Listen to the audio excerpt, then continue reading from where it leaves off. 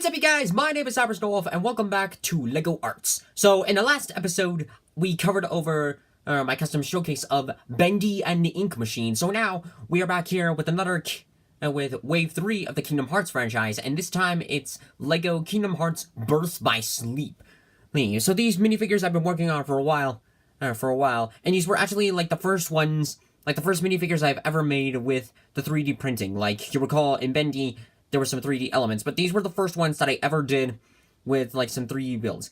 So minifigures, we of course got Terra, Aqua, Ventus, Vanitas, and some, and actually something that I decided last minute I would show in, and that's an updated version of Vexen's shield.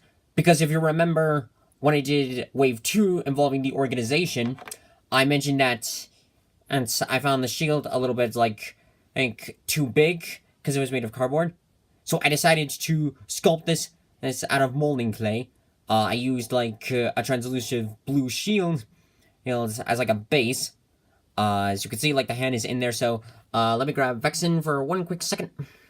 Okay, here we go. There we go. And this is essentially what he'd look like with the shield on. It's smaller than the other one, and it actually looks good. Downside, though, is that I have to give it a base in order for the minifigure to stay up, because the shield is actually heavier than the other one. But that's okay. That's okay. But we've already covered Vexen, so he's not going to be in this video, and the shield's already down. So, as usual, we're going to be taking these minifigures one at a time, and then I'll show you guys, like how it's done, and then we'll go from there. So, let's get ready.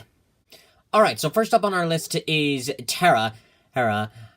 This minifigure is very unique from some of the previous Kingdom Hearts minifigures that I've made, and this is actually, like, my first tall minifigure that I've built. Like, it was one of the first tall ones that I've made, so you can see it's an outfit, like the only decal really here is his head and the torso.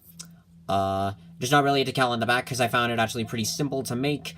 Same thing with the legs. Luckily for me, his pants were, like, very simple to make.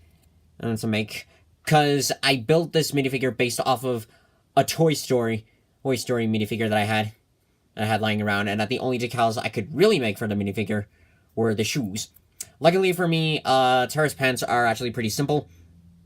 So, the bright side to that was that, like, it was a lot easier to make. Looking at his Keyblade as usual, it's cardboard with a decal, with, like, a picture of one of his Keyblades on there.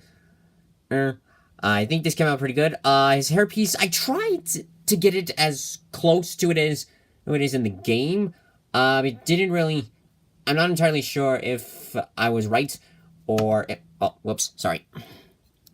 Alright, here we go. I'm not sure if it's come close, but I think, like, the main hard one is like the arm piece that I made. Hang on. Okay, so this was like the arm armor, like the D-Link armor on there. At first I thought, like, I could just, like, easily paint it on, but I really wanted to make like the armor unique. I really wanted it to stand out, look more three-dimensional like. So I decided to take like air dry clay, put it on the arm. And this came out pretty good. It was, like the same method of how I did, like, some stuff of Bendy and the Ink Machine. And I plan to use, like, more 3D elements in future minifigures. So, more stuff like this on the way. Okay, so now that this one is done, let's move on to our next minifigure. Next up on the list is the kid of the group, Ventus, or Ven. And this minifigure was actually pretty fun to make, and I think one of the only few out of all of them to have, like, full-on decals, like the head, the body, the arms, the legs, the whole 9 yards. And I think this outfit was the hardest out of all of them. I constantly had to look at some photos to make sure that I got it right when making these through Drawcast. And I think this came close to about what it was. The arms I took I made a copy of the arms that I did for my Roxas minifigure, because his arms were basically the same thing, minus, like, the rings. And of course, The 3D part here, it's not exactly like the one in the game. Like, the 3D elements, like the armors aren't exactly looking like the ones in the actual games. But I got it as close as I could of how this would look like. On the back, there wasn't really much to go on in the back because I couldn't really find like enough to go on the back. So I decided to just like do like white then black, and this came out pretty good. And of course, we have his Keyblade here, made here. It's a little unique of how he holds it like behind in reverse. It's actually kind of cool. The way how he does it and is able to do it. If you can see it in the video, I did like little details of his shoes and all the way around. I tried to make it for where like the pattern would match, but some of the stuff didn't fully isn't exactly like lined up. Okay, yeah, just want to make sure that's the whole minifigure itself. And this one, unlike the other KH minifigures, this is why I like getting minifigures from Japan, like Japan or China, because the way on how the legs are designed, it shows that like I can put a decal on, and sometimes they can easily like bend their legs without causing any damage, which is very nice.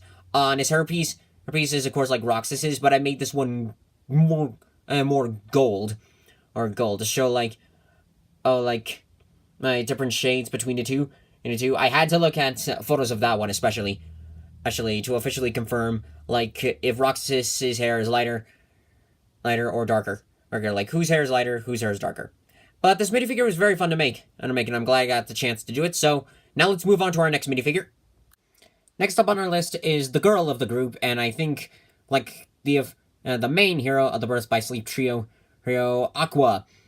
And like Terra, this was based off of a Toy Story minifigure that I did for the body. I chose to go ahead with this route because I wanted to like show out like the adult's nature, because Terra and Aqua are more like adults when you compare them to some of the other minifigures.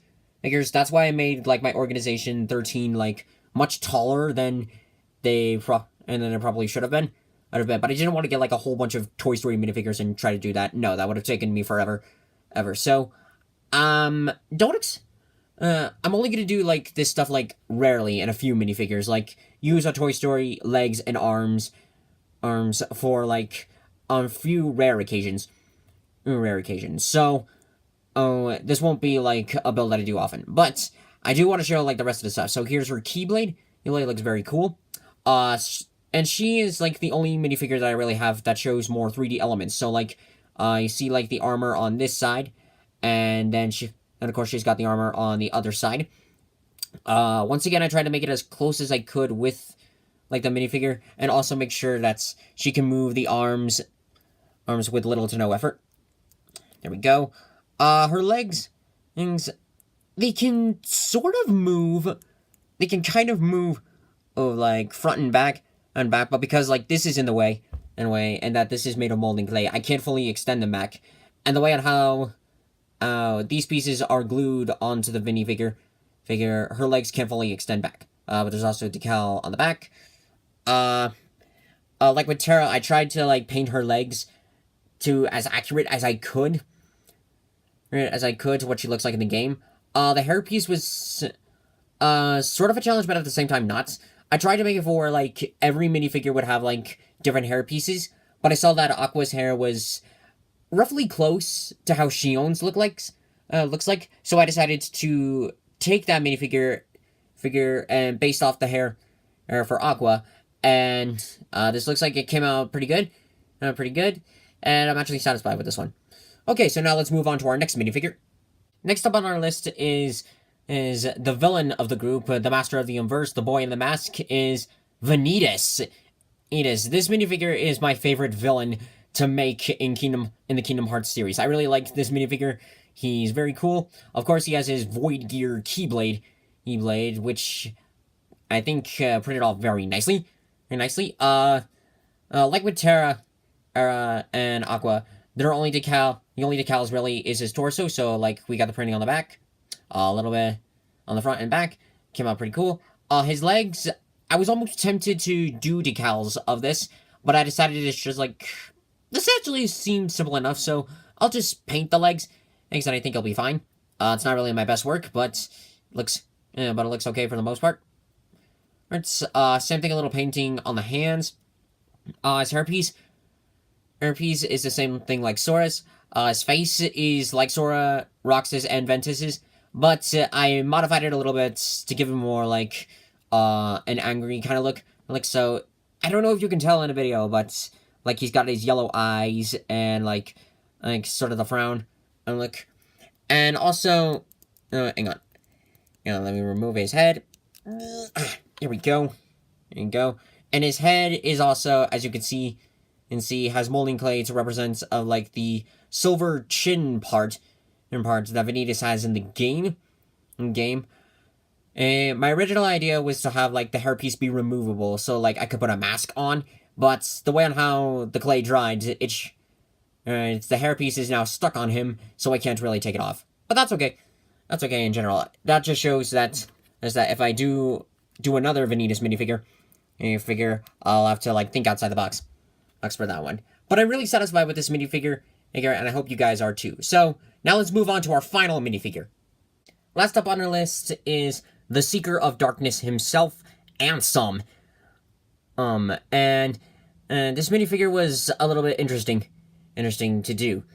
I did like a base of this one. Like I started it out when I was working on Organization 13. So you can see his hairpiece is similar to Xemnas's, but it's with less like spikes, I guess we would say it. The decal, just like with Xehanort, Anor, and Xemnas. It's all like one piece and doesn't even fully complete, but that's okay. Okay, his hair, his face, luckily I didn't mess it up enough where I had to redo it, which is a very good thing. His hands are simple white gloves, but the main, like, real challenge part was his Guardian. This thing was, I'm not even sure how to describe the process of making it, because I had two options. I either would try to do this out of cardboard and make him look flat, or attempt a three-dimensional. So I chose to go with option B because I really wanted to make these minifigures as cool as possible. But I've noticed that the Guardian is like close to Ansem. So like a problem that I was facing with is like how would I make it for where like the Guardian could be more connected to Ansem? So I decided to like take a pole that I wasn't using, superglue the pole to the bottom, into the bottom part of Ansem, and then take the pole and put it in here, to really make this giant clay thing connect. And as you can see, like a little paint up around. I had to look at many photos just to get like a general idea. The hole, I tried to make it like the giant heart-shaped hole that's in the Guardian. And the front, it kind of came out well, but at the same time, not really. The Guardian's head is, I tried to make it as monstrous as possible, but didn't really fully come out right. And in the hands, I made them more Lego-like, to really give it a Lego effect.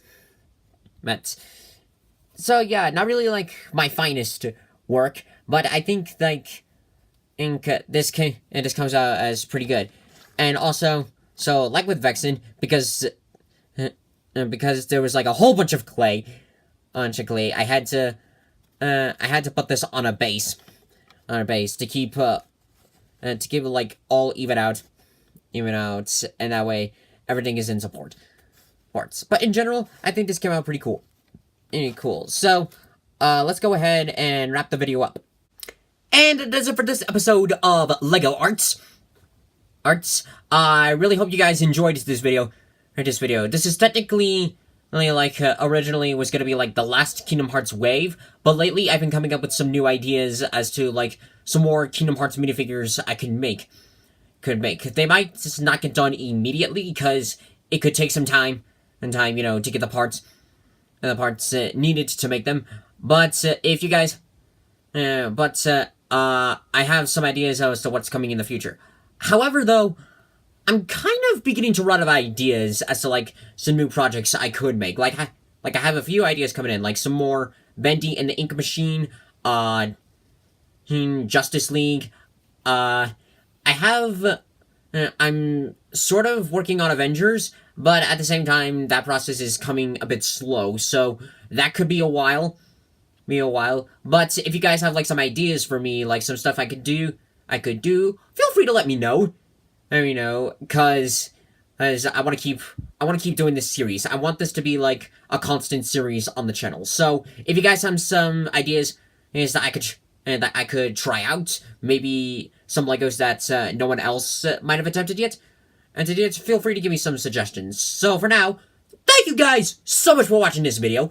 If you liked it, hit that like button, comment below what you think, share this to your friends, subscribe for more content, and here's a pal for the road. Ow! Thank you guys, and I'll see you next time. When the ice moon rises.